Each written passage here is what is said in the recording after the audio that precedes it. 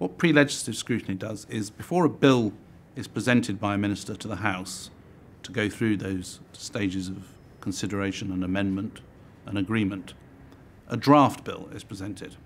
Now, ideally, this should happen about a year before a minister intends to present the actual bill to the House. That draft bill is in the form of legislation, but it'll have a lot of explanatory material with it. And the House will examine that bill in the more open-ended way that can be done when we're not going through the formal legislative process. So a draft bill is published by a minister. It can then go down a number of routes. We've had, increasingly, it is referred by the two houses working together to a joint committee of the House of Commons and the House of Lords, where it is examined in some detail. And that's the select committee style examination.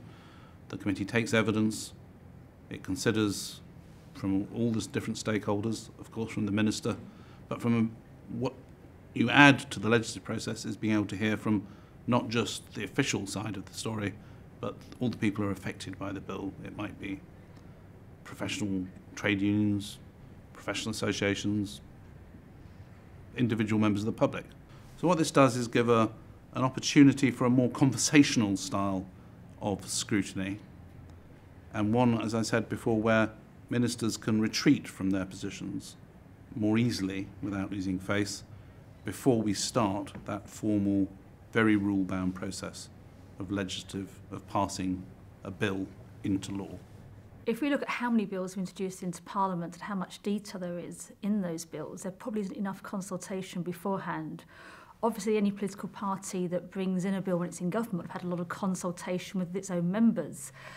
But really, if you look at the work that MPs have to do in detail on the bill, very few of them get the chance to look line by line by line. And often when bills come to the House of Lords, a great proportion of those have sort of 20%, 30% or even more that hasn't been looked at in detail then. So we need to do more on this. We do have published draft bills in Parliament, and we have some what's called pre-legislative scrutiny, but it's a bit random, it's not for every bill. And actually, most bills would benefit from a lot more scrutiny before they're introduced formally, because it does help to get the bill right and can help save time in committee and the detail later on. So we could do more of that.